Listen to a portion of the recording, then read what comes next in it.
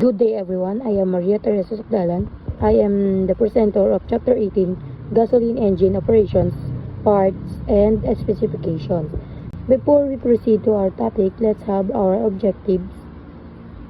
First, at the end of the lesson, the student should be able to identify and describe the major components of gasoline engine, including their functions and interactions in internal combustion process. Second, to explain the principles of gasoline engine operation, including fuel combustion, power generation, and efficiency factors affecting performance. Lastly, to analyze engine specifications and their impact on performance, such as displacement, compression ratio, horsepower, and torque for proper selection and maintenance. So now let us proceed now to purpose and function. For the purpose and function is to convert the heat energy of burning fuel into mechanical energy. In a typical vehicle, mechanical energy is used to perform the following. First is the profile of the vehicle. So ang makina ng sasakyan ay responsable na pagpapagalaw o ito ay nagagalaw nito sa pamamagitan ng paglikha ng energy na nagpapagana sa mga gulong. Next is the power the air conditioning system and power steering. So ang makina nito ay ang nagbibigay ng lakas upang gumana ang aircon ng sasakyan at mapadali ang pagpihit ng manibela gamit ang power steering. Kasunod ay ang produce electrical power for use to the vehicle. So, dito sinasabi, makina sa tulong ng alternator ay gumagawa ng electricity upang paganahin ang mga ilaw, baterya, radyo at iba pang electricity na bahagi ng sasakyan. The chemical energy in fuel is converted to heat energy by the burning of the fuel at a controlled rate. This process is called combustion.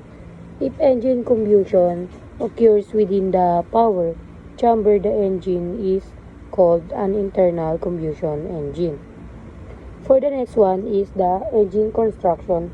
For the engine construction, there are three parts of engine construction.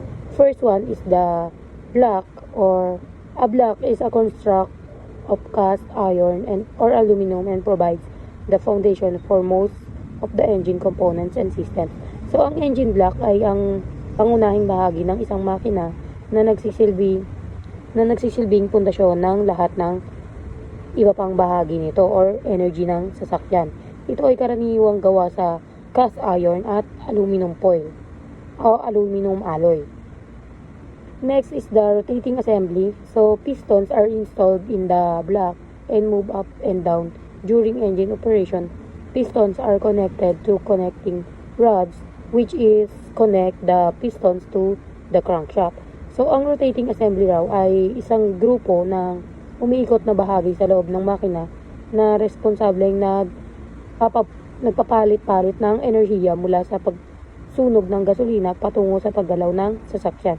So, binubuo ito ng crankshaft, connection rod, pistons, flywheel, or flex plate, kung saan ang crankshaft ay nagko-convert ng pagtaas, pagbabang galaw ng mga pistons na nangyayari dahil sa pagsabog ng gasolina at hangin sa loob ng cylinders. Sa pag-ikot paggalaw habang ang connecting rods ay nag-uugnay sa bawat pistons. So, ito ay papunta na sa crankshaft upang malipat ang pwersa. Kasabay nito, ang flywheel o flex plate ay nagsisilbing imbakan ng enerhiya at tumutulong sa pagpapanatili ng tuloy-tuloy na balanseng pag-ikot ng makina. So lastly is the last part is or energy construction is the cylinder heads. So So the cylinder head also contains both intake valves that allow air and fuel into the cylinder and exhaust valves which allow the hot gases left over to escape from the engine. So ang cylinder head ay isang mahalagang bahagi ng engine construction na nakalagay sa ibabaw ng engine block at nagsisilbing takip ng mga cylinder. Dito nakapaloob ang valve or mga valve na nagpapahintulot sa pagpasok ng hangin at gasolina. Gayon din ang paglabas ng mga exhaust gases at dito naka-install ang mga spark plug na nagpapasimula ng pagsabog sa loob ng cylinder sa pamamagitan ng passageway na dinisenyo sa cylinder head na isagawa ang tamang daloy ng hangin, gasolina at exhaust na siyang nagresulta sa epektibong combustion at optimal na performance ng makina. For the next is the engine parts and systems. So there are 5 parts and systems that make engine is to have power. So first is the intake and exhaust system. So the intake and exhaust system deals with the inflow of fresh air and outflow of used gases in the engine. So ang intake at exhaust system daw ay isang engine or sa loob ng engine ay isang mahalaga para maayos ang daloy ng hangin at gasolina papunta sa combustion chamber at ng mga nasusunog na gas palabas nito. Sa intake system, pinaghahalo at dinadala ng mga intake manifold at cylinder head ports ang sariwang hangin at gasolina upang makabuo ng tamang timpla para sa epektibong pagsunog. Habang ang exhaust system naman ay nag-aalis ng mga nasusunog na gas mula sa cylinder sa pamamagitan ng exhaust ports at manifold na tumutulong sa pagpigil ng back pressure at nagpapabuti sa overall efficiency ng makina. System is the cooling system. A vehicle's engine cooling system serves not just to keep the engine cool but also keep the temperature warm enough to ensure efficient, clean operation. So ang cooling system naman ay isang sa makina, ito ay mahalaga sa pagpapanatili ng tamang temperatura habang ito ay gumagana upang maiwasan ang overheating at masigurado ang optimal na performance. Binubuo ito ng mga bahagi na tulad ng radiator, water pump, thermostat at mga hose kung saan ang coolant ay dumadaloy sa engine block and cylinder head upang saluhin ang sobrang init na nagmumula sa combustion process. Ang coolant na ito ay dinadala sa radiator para mapababa ang temperatura habang ang thermostat naman ang nagkokontrol kung kailan papasok ang malamig na coolant na nagre-resulta sa epektibong pag-regulate ng temperatura ng makina. Sunod nito ay ang lubrication system. So, lubrication systems are designed to distribute lubricant to moving machine parts that come into contact with each other. So, ang lubrication system naman ay isang mahalagang bahagi din ng makina na nagbibigay ng tamang langis sa mga gumagalaw na bahagi upang mabawasan ang friction at maiwasan ang labis na pagkasira dahil sa init at pag-i-scream. So, sa pamamagitan ng oil pump, ipinapamahagi ang langis sa mga bearings, crankshaft, camshaft, at iba pang critical na bahagi na tumutulong sa epektibong operasyon at pagpapahaba ng buhay ng isang makina. Kasunod nito ay ang fuel system. So, fuel system is the main function of the fuel system in your vehicle is to store and supply fuel that your engine needs to run. Ang fuel system ay isang mahalagang bahagi rin ng makina na naghahatid at nag-aayos ng gasolina papunta sa combustion chamber. Binubuo ito ng fuel tank, fuel pump, fuel filter, at injectors or fuel injectors o carburetor. So, Ito ay nagsisiguro na ang tamang timpla ng gasolina o paghalo ng gasolina at hangin ay naipapasok sa mga cylinder para sa epektibong pagsunog or pag-explode niya. Sa pamamagitan ng sistemang ito, natitiyak na malinis at sapat ang gasolina na makakarating sa makina na nagreresulta sa mahusay na performance, fuel efficiency at pangkalahatang operasyon ng sasakyan. Lastly is the ignition systems. So, ignition systems is the purpose is to take a high voltage from the car's battery and send it to each spark plug, which then ignites the perfect fuel air mixture in the combustion chambers. Ang ignition system ay isang mahalagang bahagi din ng makina na sa pagsisimula ng pagsabog sa loob ng mga cylinders, binubuo ito ng ignition coil, distributor or electronic control module at mga spark plug na natutulungan upang lumikha ng mataas na voltage na kinakailangan para sa spark sa tamang oras. Sa pamamagitan ng spark plug, sinisindi ang compressed air fuel mixture sa bawat cylinder na nagreresulta sa epektibong combustion at production of energy na nagpapatakbo sa makina.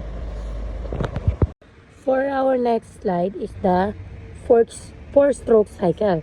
So a four-stroke cycle is an engine in an internal combustion engine that utilizes four distinct piston strokes: intake, compression, power, and exhaust to complete the one operating cycle. So, ang four-stroke cycle ay isang proseso sa internal combustion engine na binubuo ng apat na yugto. Una ay yung intake, compression, power, and exhaust. So, sa intake stroke, ito ay yung pumapasok ang halong hangin at gasolina sa cylinder. Sa compression stroke, kinukompress ang halo upang maging mas siksik sa power. At sa power stroke naman, sinasabog ang compressed mixture na nagtutulak sa piston pababa at nagbibigay ng energy. At sa exhaust stroke naman, inilalabas ang nasusunog na gases palabas ng cylinder. Sa pamamagitan ng sunod-sunod na prosesong ito yung pinagmumulan o napapagana na ang makina ng sasakyan. Next one is the 720 degree cycle. Each cycle, 4 strokes of events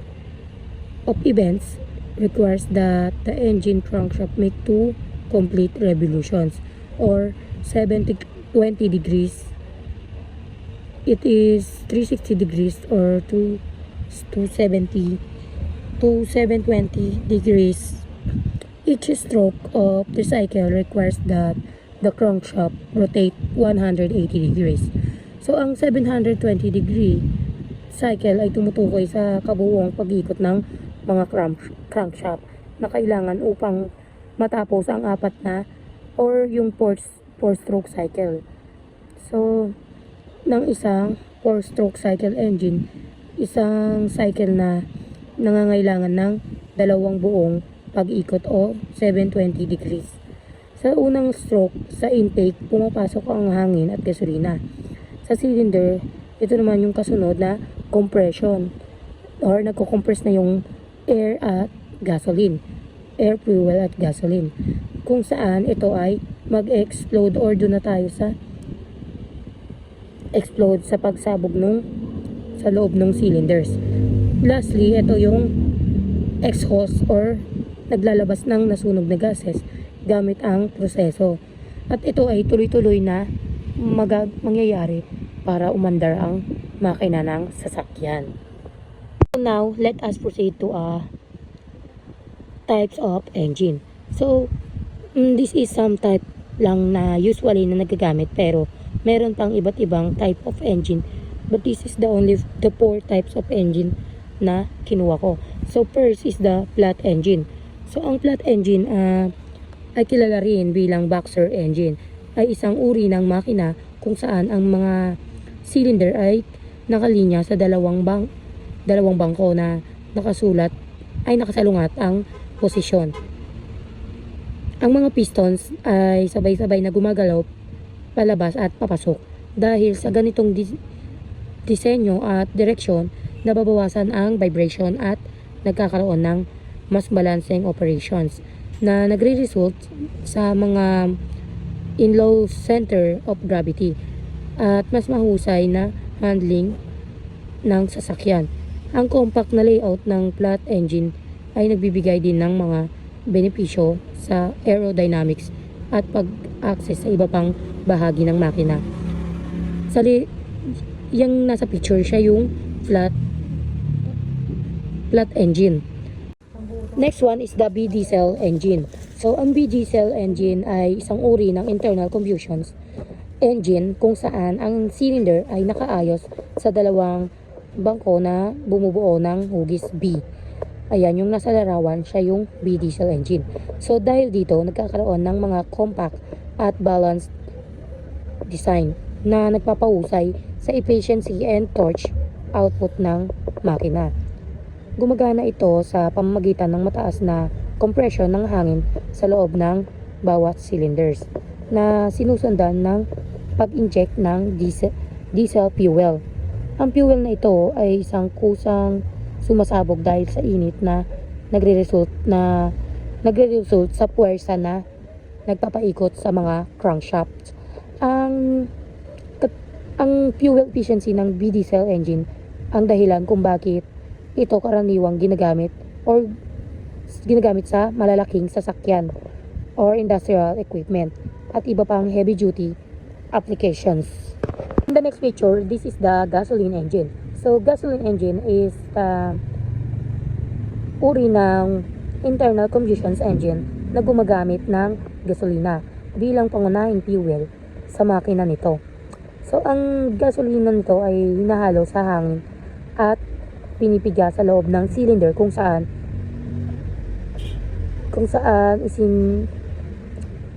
isinisindi ito ng spark plug upang lumikha ng pagsabog o magkaroon ng enerhiyang mula sa pagsabog.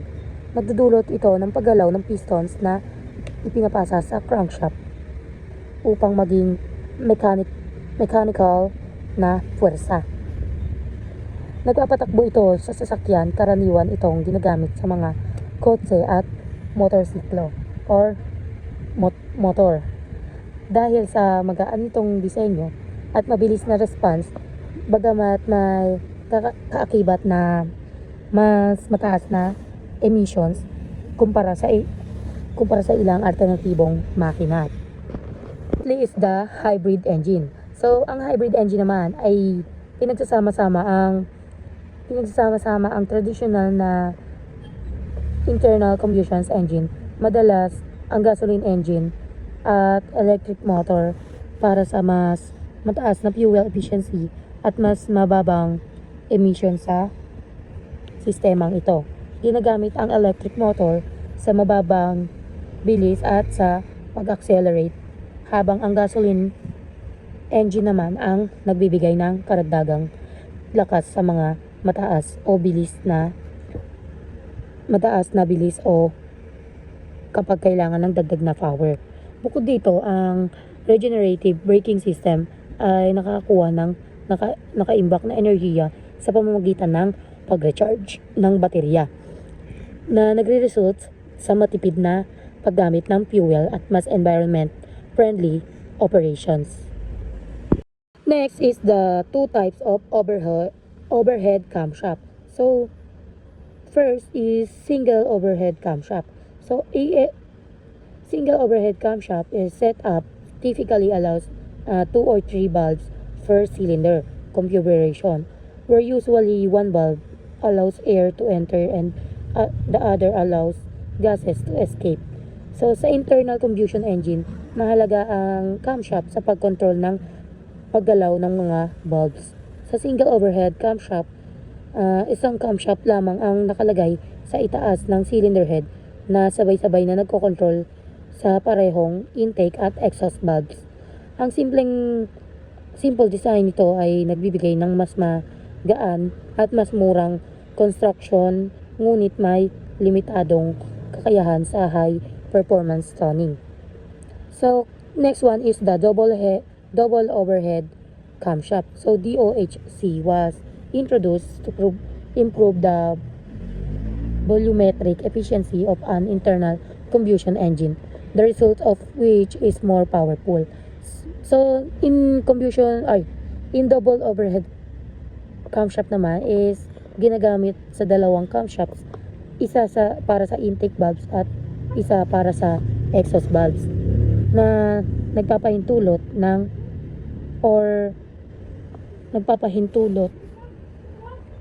mas exact timing and control sa pagbukas at pagsara ng mga valve. Dahil dito, mas mapapabuti ang power output at fuel efficiency ng makina na nangangailangan ito ng mas komplikadong design at mas mataas na gastos sa paggawa. Differences between camshaft or single camshaft and double overhead camshaft. So in single overhead camshaft, ang power output nito is max power in low to mid RPM. Sa double overhead camshaft naman, yung power output nito ay max power at higher RPM. So sa camshafts nila, sa single, there are 1 per bank of cylinder. Sa double naman, there are 2 per bank of cylinder. So sa valve per cylinder naman, ang single overhead camshaft ay 2/3 at yung double overhead camshaft ay 4. Sa functionality naman, ang pinagkaiba nila ay yung sa single overhead camshaft, ito ay simple design with few parts. And sa double camshaft, the complex design with more parts. So we proceed now to engine rotation directions. So in engine rotation direction, the SAE standard for automotive engine rotation is counterclockwise or CCW, as viewed from the flywheel end and clockwise as viewed from the front of the engine.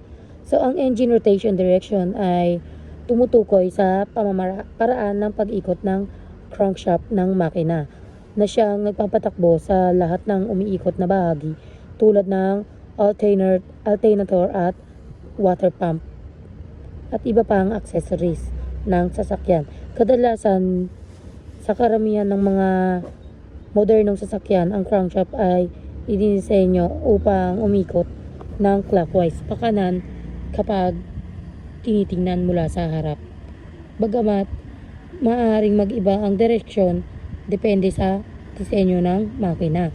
So mahalagang ang tamang orientation ng pag-ikot upang masiguro ang wastong pag-andar ng lubrication system at cooling system, pati na rin ang maayos na coordination of timing components, na lahat ay critical para sa optimal performance at tibay ng makina. Now, we proceed to engine measurement. So, sa engine measurement, merong itong apat na engine measurement. First is the bore. Ito ay yung diameter ng bawat cylinder sa makina, o mas malaki ang bore, mas maraming air fuel mixture ang maaaring pumasok sa cylinder, na maaaring nagresulta sa mas mataas na power output. Next is stroke. Ito yung distansya ang tinatakbo ng pistons mula sa pinakamahabang posisyon, so or bottom dead center o BDC hanggang sa top dead center o TDC.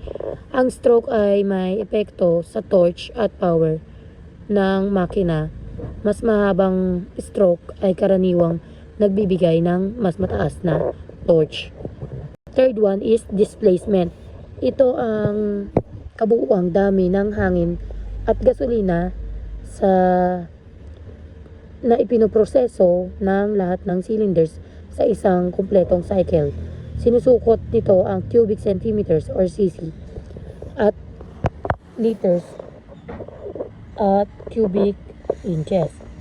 Ang displacement ay nakukuha gamit ang ginagamitan ng pure formula. First is displacement equals frac P4 times bore divide 2 times stroke or total ng stroke times the number of the cylinders. That is the formula of the third or in the displacement. For the conversion naman, sa pagsukat ng engine displacement, maaring kailangang i-convert ang mga unit or conversion of unit. For example, 1 cubic inch equals 16.387 cubic cc. Next one is 1 liter. Ang equivalent nito ay yung 1,000 cubic cc or cubic centimeters. Para sa bore at stroke measurement, madalas na kinakailangan i-convert mula inches patungo sa millimeters or mm. O kabaliktaran, depende sa specifications ng isang makina. Sa madaling salita, ang bore at stroke ay pangunahing nagdidikta ng engine displacement na siyang may direktang effect sa power output at performance ng isang makina. And that's all from my presentation. Thank you for listening, and this is the references.